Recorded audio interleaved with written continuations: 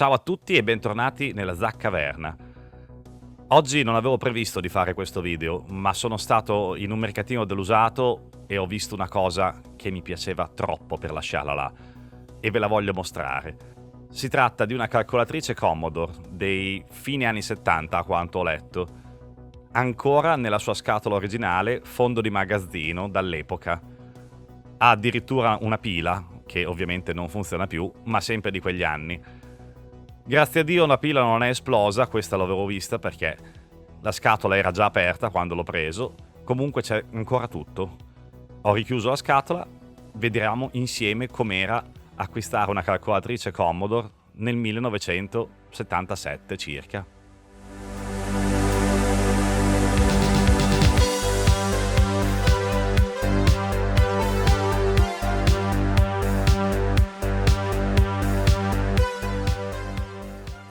Questa è la calcolatrice in questione, direttamente dalla fine degli anni 70. Nel suo packaging originale, un po' danneggiato ovviamente con gli anni, più che altro ammuffito più che danneggiato. Andiamo ad aprirla e vedere cosa conteneva originariamente il pacco. La calcolatrice, ovviamente, il libretto di istruzioni in inglese che metterò poi su Archive, l'Internet Archive, e lo linko in descrizione. E poi c'è anche qualcos'altro, un'errata corrige riguardante il libretto di istruzioni.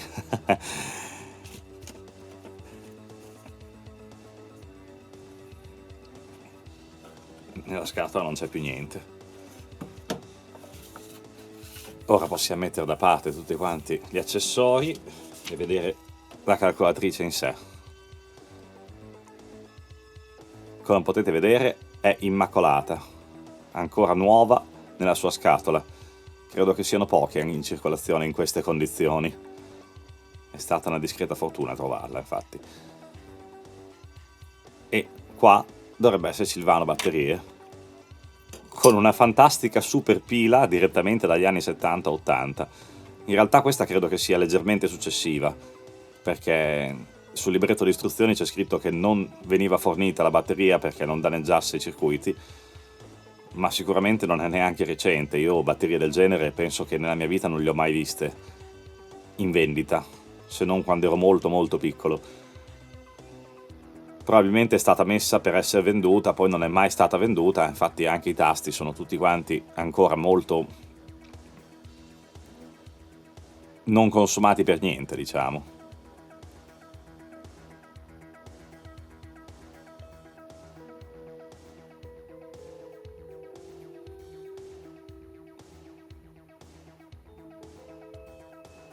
Questa è l'etichetta con la provenienza e con tutto quello che riguarda le sue caratteristiche, che poi non è che siano tante, ovviamente, è una calcolatrice made in USA. Da quant'è che non vedete una cosa made in USA? E niente, ora provo a togliere la batteria.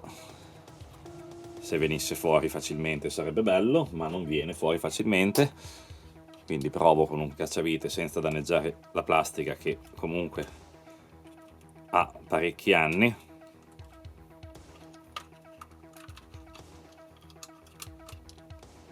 Ed ecco la fantastica super pila.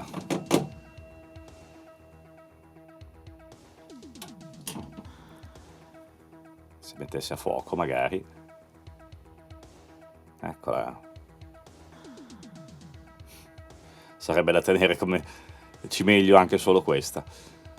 Ma nel frattempo vado a prendere una batteria nuova.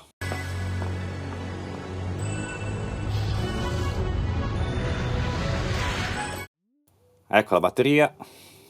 Proverò con voi il funzionamento di questa vecchissima calcolatrice, che alla fine, a conti fatti, dovrebbe avere intorno ai 50 anni o poco meno. Una ragazzina, fondamentalmente. Il vano batterie è veramente stretto, però ci sta. E quindi per fortuna non è rotta nessun tipo di plastica neanche nella chiusura. Qui sono le mie ditate schifose. Ecco che si accende e funziona. Forse se spengo la luce va anche un po' meglio, almeno si riescono a vedere di più i numeri.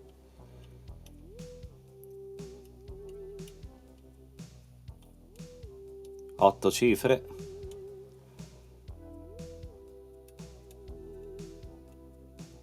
E funziona. Non si riesce a capire molto bene perché se la guardi direttamente da sopra le cifre sono semi nascoste, perché sono molto incassate in dentro.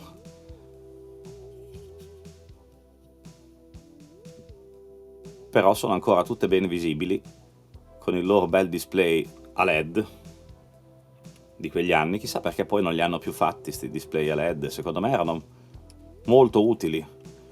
O meglio, negli anni 80-90 era pieno, poi verso gli anni 2000 hanno fatto tutti quanti i display LCD che appena c'è un po' di buio non si vede più niente. In realtà questo si vede abbastanza bene sia con la luce che col buio. È proprio l'inclinazione del display che è un po' strana rispetto alla calcolatrice stessa, perché se la guardi direttamente da sopra non si vede praticamente nulla. La devi inclinare un po', come se fosse stata creata per essere messa su una scrivania in una posizione un pochino inclinata. Se io la appoggio, però, così sembra spenta,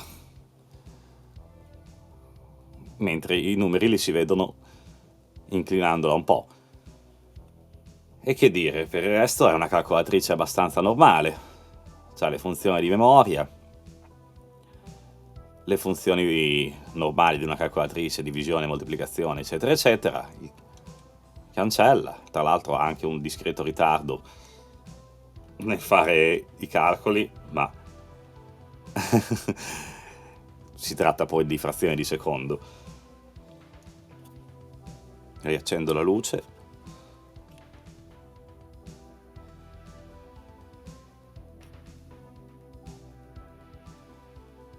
Non ha decisamente un graffio.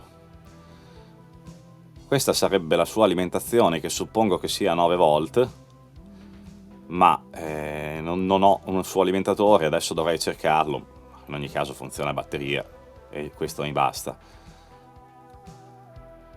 Nelle istruzioni in realtà c'è scritto anche come fare le moltiplicazioni e tutto quanto. Oggi non darebbero mai istruzioni per una calcolatrice.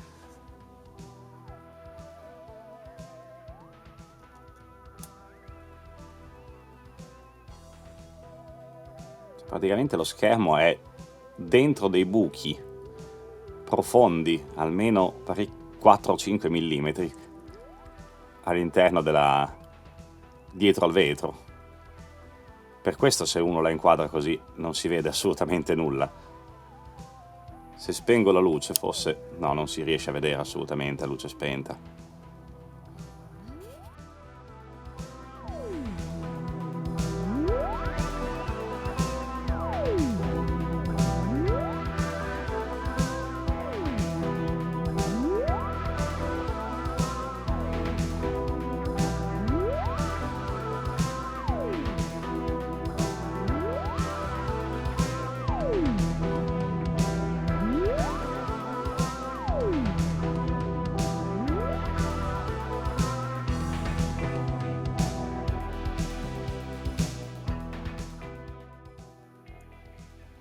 Vorrei smontarla, ma ho troppa paura di fargli dei danni. Quindi per questo video direi che non lo smonterò. Bene, siamo arrivati alla fine anche di questo video, più breve del solito. Spero vi siate divertiti con me qui nella Zaccaverna a testare questo pezzo di storia Commodore. Se vi è piaciuto il video lasciate un like, commentate e iscrivetevi come al solito. Alla prossima!